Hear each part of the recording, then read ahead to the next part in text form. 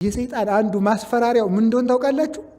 ለክፉ ሰዎች ከፍታ መጨመር ነው። እየገደሉ ሹመት ይጨምርላቸዋል፣ እያጠፉ ሀብት ይጨምርላቸዋል፣ እየገደሉ ተከታይ ያፈራላቸዋል። ከዚያ ምን እንላለን? ጎበዝ ልናልቅ ነው፣ እነገሌ እኮ እንዲሆኑ፣ አሁን ደግሞ ጭራሽ እንዲሆኑ ማለት እንጀምራለን ማለት ነው። ግን ክፉ ሰዎች ሳይመለሱ ከፍታቸው ከጨመረ እርግጠኛ ሁኜ በአምላኬ ስም የምናገረው ጥፋታቸው መቃረቡን ነው የሚያመለክተው። ሰው ሳይመለስ ንስሐ ሳይገባ በእግዚአብሔር ሳያምን ከፍታው ከጨመረ ውድቀቱ ተቃርቧል ማለት ነው።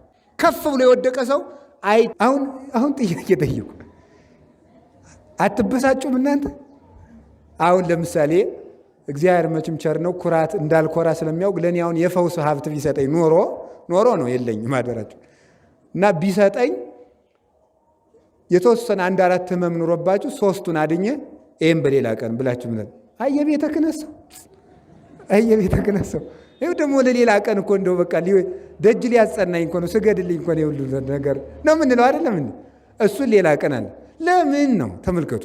ከዚያ በኋላ በዚያች ድሃ ምስክርነት ብዙ ሰው አመነ። በዛፉ መለምለም ብዙ ክርስቲያን አፈራ። አንድ ስንዴ ብዙ ፍሬ እንደምታፈራ ብዙ ሰው አፈራችበት። መጨረሻ ላይ የቅዱስ ጊዮርጊስ ሩጫ ሊፈጸም ሲል ምን አደረግ? እንደ እባብ ልባሞች እንደ ርግብ የዋሆች ነው አላለም እንዴ? ከዛ ቅዱስ ጊዮርጊስ ሩጫውን የሚጨርስበት አክሊል የሚቀበልበት ጊዜ ሲደርስ ለንጉሱ ሄደና እስከ ዛሬ ተሸውጄ ተታልዬ ኑሮ አለ። ምን ነው ገባኝ፣ አሁን እንግዲህ ላጵሎን ልሰግድ ነው አለ። ልሰግድ ነው ልሰግድ ነው ና በል ራስህን ልሳምህ አለ። ቆይ እኛ ገሊላውያን በልማዳችን መጀመሪያ ለጣዖት ሳንሰግድ አንሳምም አለ። በርኩስ አፉ እንዳይሰማው ማለት ነው። ቆይ ብሎ ልትሰግድ ነው ና እንልስገድ። አይ እንደዚህም አይደለም፣ በጥቂት ሰው አይደለም የሚደረገው። ጠቅላላውን በሙሉ የገሊላን ሰው በሙሉ ጊዮርጊስ ላጵሎን ሊሰግድ ነው እያልክ አዋጅ ነገር አለ። ጊዮርጊስ ላጵሎን ሊሰግድ ነው እየተባለ አዋጅ ተነገረ። ይኸውላችሁ ልብ ብላችሁ ስሙ። ላጵሎን ሊሰግድ ነው ተባለ።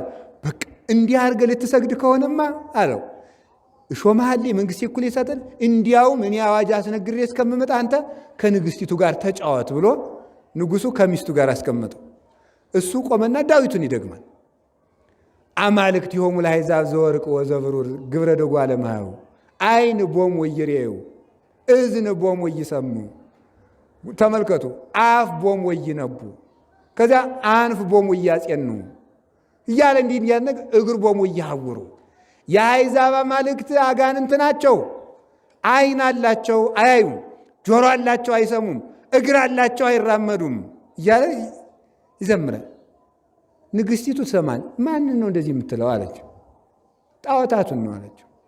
ለምን ታንገለጉ አሕዛብ ወሕዝብኒ ነበቡ ከንቱ። አሕዛብ ለምን አጉረመረሙኝ? እነማን ናቸው የሚያጉረመርሙ አለ። ነገሥታቱ ናቸው አለ። እዚህ በኋላ ልቧ ተሰበረና እኔም ክርስቲያን መሆን እፈልጋለሁ አለችው። ይሄ ነዋ ክርስቲያን። ንግሥቲቱን ራሷን ክርስቲያን አደረገት። ከዚያ በኋላ ክርስቲያን ሆነች። ተመልከቱ። ጊዮርጊስ በል እንግዲህ ና ስገድ፣ ሰው ተሰብስቦላል ተብሎ የአገሩ ሰው በሙሉ ግማሹ ጣዖት የሚያመልከው ተመስገን ልናርፈው ነው እያለ፣ ክርስቲያኖች ደግሞ ወይናችን መምህራችን ያን የመሰለ አብነታችን ሊክድ፣ እያች ሴት ደግሞ እንጀራዬ እያለች የልጅ መድኃኒት እያለ ልጇን ሽኮኮ ብላ መጣች። ሽባ ልጇን ማለት ነው። ሰው ከተሰበሰበበት ልጁ ያሽባ ልጅ አያችሁ፣ ሁልጊዜው ሁሉም ነገር በጊዜው መልካም ነው። ከእናቱ ትከሻ ላይ ሆኖ መጣ። አንተ ሕፃን በጌታዬ በኢየሱስ ክርስቶስ ስም በእግርህ ና አለ። ከዚያ በኋላ ከእናቱ ትከሻ ወርዶ ያ ልጅ መጣ። ሂድና አጵሎንን ጊዮርጊስ ይጠራሃል በለዋል። ከዚያ በኋላ ሄደና አጵሎን ጊዮርጊስ ይሰጥሃል አለው። ይሄ ልጅ እየመራ አጵሎንን እያስከተለ እያንቀጠቀጠ ይዞት መጣ ማለት። ከሕዝቡ መካከል አቁሞ ለምን ነው አንተ እንደዚህ ፍጥረትን የምታስት?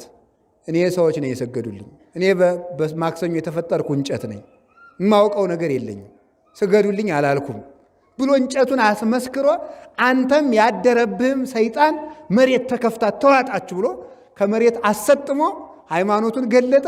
ያ ልጅም ምን ተባለ? የቅዱስ ጊዮርጊስ ረዳት ሆነ ማለት ነው። ሐዋርያ ሰማዕት ሆነ። በጊዜው ሲመጣ አንደኛ ተመልክቶ ሰራዊት ሁሉ ምን አሉ? ሽባ የነበረው ልጅ በእግሩ መምጣት አጵሎንስ እንዴት ያለ ደካማ አምላክ ነው! አየህ ሕፃን ልጅ ዶ የሚያመጣው። ለእሱ አንሰግድም እንግዲህ ለጊዮርጊስ አምላክ ነው የምንሰግድ። እንደገና ደግሞ ራሱን ማዳን ያቃተው አንድ ሕፃን ልጅ ጠርቶ የሚያመጣው ነው እንዲህ አምላክ። በዚያውስ ላይ ደግሞ ለራሱ ያልሆነ ብለው በዚያ የተሰበሰቡት ሁሉ ክርስቲያን ሆነው ተጠመቁ። ሁሉም ነገር ለመልካም ይሆናል። እግዚአብሔር ምንጊዜም ትክክል ነው የሚባለው ለዚህ ነበረ። የዚያች ሴት ሃይማኖትም ተፈትኖ ነበር። ልጄን አድነህ ሲያበቃ አንተን ፈርተህ ልትክር ነው ብላ ነበረ። በጊዜው ግን መልካሙን ነገር ገለጠ። እግዚአብሔር በጊዜው መልካሙን ነገር ይግለጥልን። አሁን እኛ የምንለው እንደዚያ ነው በእውነቱ ማለት እግዚአብሔር እንዲሁ ከዚህ ሁሉ ነገር እንትና ልቅም አድርጎ እንዲሁ ጨርሶ አገር ሰላም ብትሆንበት እንላለን እኮ ሁላችንም ከትልቅ እስከ ትንሽ በዚህ ሐሳብ የማይፈተን እኮ የለም። እንዲሁ እነገሌን ስፍራ ሰጥቶ ለእኛ ሰላም ቢሰጠን ምን አለበት? ምንም የለበትም። ግን እግዚአብሔር አሰራሩ በእኛ ልክ አይደል እንዴ? እግዚአብሔር በእኛ ልክ ከሰራ እንዴት ያለ አምላክ ሊሆን ይችላል? በእውነቱ ማለት እግዚአብሔር በሰው ልክ ቀዶ ሊሰፋ ነው እንዴ? ልብስ እንደ ልብስ የእሱ አሰራሩ ድንቅ ነው ወገኖች። እኔ ከልቤ ነው የምነግራችሁ። የእኛ አይምሮ የእግዚአብሔርን አሰራር ወደ መቀበል ከፍ ካለ እግዚአብሔር በቅርብ ጊዜ ወደ እኛ ይመጣል። እንዲያ እንዲሆን እግዚአብሔር አይምሯችንን ያሳድግልን የሁላችንን። ስለዚህ እግዚአብሔርን አሰራር በአንተ ታምኛለሁና ጠብቀኝ ያለው እሱን ነው ማለት ነው።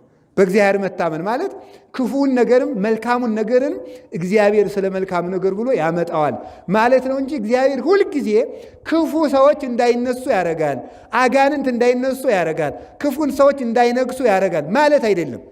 ለእግዚአብሔር በግን ቀበሮ እንዳይበላት ይጠብቃል እንጂ እግዚአብሔር ቀበሮን በማጥፋት ጊዜ አያባክንም።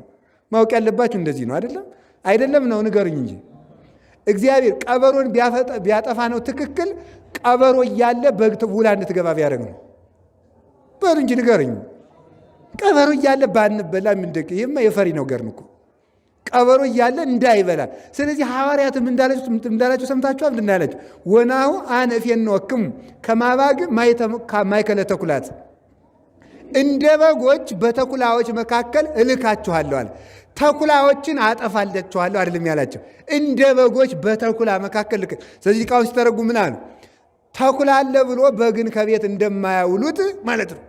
አላውያን ነገስታት፣ አላውያን መኳንንት አሉ ብዬ እናንተን ለስብከት ሳልካችሁ አልቀርም፣ እልካችኋለሁ እንጂ ግን መከራውን ድል ትነሱታላችሁ።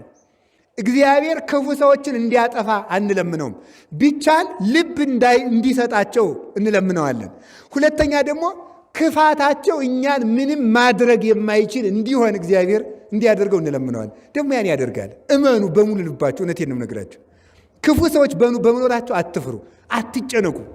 ሰው እኮ አንዳንድ ጊዜ አላችሁ የላችሁ ሁሉም ቢናገሩት ወድባል ሰው። አሁን ሰሞኑን ብዙ ሰው ሲፈራ አልነበር? ምን ጎበዝ ልናልቅ ነው መሰል፣ ችግር ሊመጣ ነው፣ እነገሌ እንዲሆኑ እኔ አልናገርም። እሱንማ እናንተ ታውቁታላችሁ ማለት ነው። ግን አትፍሩ። ክፉ ሰው ለምን አንድ ሺህ ሆኖ አይፈለፈልም? እግዚአብሔር ነው። አቤቱ በአንተ ጥላ ተጠግተን በጠላቶቻችን መካከል በሰላም እንኖራለን።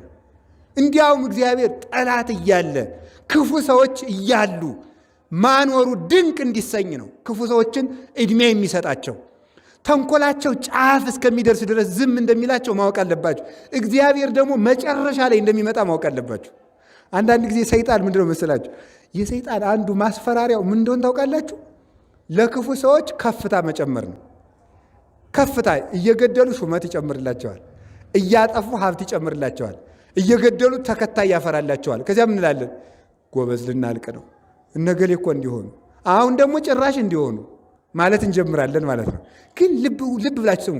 ክፉ ሰዎች ሳይመለሱ ከፍታቸው ከጨመረ እርግጠኛ ሁኜ በአምላኬ ስም የምናገረው ጥፋታቸው መቃረቡን ነው የሚያመለክተው። ሰው ሳይመለስ ንስሐ ሳይገባ በእግዚአብሔር ሳያምን ከፍታው ከጨመረ ውድቀቱ ተቃርቧል ማለት ነው። በእግዚአብሔር የሚያምን ሰው ከፍታው ሲጨምር ደግሞ እሱ ድህነት ይዞ ሊመጣ ነው ማለት ነው። ይህ እርግጠኛ መሆን አለባችሁ። እንግዲህ ብዙ ጊዜ እንደነገርኳችሁ አንድ ሰው ከቅርብ ቦታ ሲወድቅ ነው ከሩቅ ቦታ ሲወድቅ ነው ስብራቱ የሚጨምረው። ሰው ከ5 ሜትር አልጋ ላይ ከሚወድቅና ከ50 ሜትር ከሚወድቅ በጣም ስብራቱ የሚጨምረው። በጣም ተንቆጫቅጮ ትቢያ የሚሆነው በጣም ከፍ ብሎ ሲወድቅ ነው። ወኮ እንዲህ ያለው ምን ይለዋል መሰላችሁ መጽሐፍ? ወኮነ ድቀቱ አብየ፣ አወዳደቁ የከፋ ይባላል ማለት። ከከፍታ የወደቀ በጣም አስቸጋሪ ነው። ከፍ ብሎ የወደቀ ሰው አይጠገንም እያልኳችሁ፣ ሰባራው ማይጠገን ላይጠገን የሚሰበር ሰው ነው የሚሆነው። ስለዚህ በክፉ ሰዎች መጨመር፣ በክፋት መብዛት አትሸበሩ። እግዚአብሔርን በአንተ ታምኛለሁና ጠብቀኝ ያለው ቅዱስ ዳዊት ከዚህ የተነሳ ነው። ስለዚህ እግዚአብሔር ክፉዎችን ስላላጠፋ እየጠበቀን አይደለም እንዳይመስላችሁ። እግዚአብሔር የሃይማኖት ብርታት ይጨምርልን። አላችሁ የላችሁም? እንደዚህ ብሎ ማሰብ፣ እንዲህ ብለን ስናስብ እግዚአብሔር ደግሞ ይላል። እግዚአብሔር ይውላችሁ ሲጠረጥሩት አይወድም። እግዚአብሔር በምድር ላይ የሚጠላው ነገር ቢኖር ሲጠረጥሩት ነው። እንኳን እግዚአብሔር ሰው ሲጠረጥሩት ይወዳል? እስኪ ነገሩኝ። ለምሳሌ እኮ ሰው ዝም ብዳችሁ ብድግ ብላችሁ እዚህ ላይ የተቀመጠውን ዕቃ ማን የወሰደው ካላችሁ ምን ማለት ነው? ማንን ለመጠርጠር ነው ብሎ ሰው ይናደዳል ማለት ነው። ይሄ ምንድነው? እግዚአብሔር መስለን ስለተፈጠር ሲያምኑን ነው እንጂ ሲጠረጥሩን አንወድም ሁላችንም። እግዚአብሔር ታማኝ ስለሆነ ሲያምኑት ደስ ይለዋል። ግን እንዲህ አረግ እግዚአብሔር ጥሎናል መሰል፣ እግዚአብሔር ረድኤቱን አርቋል መሰል፣ ልንጠፋ ነው መሰል ሲሉት ግን እግዚአብሔር አይወድም በእውነቱ ማለት ነው። በእግዚአብሔር መታመን ማለት እሱ ነው። እንደሚችል በፍጹም ማመን አለብን።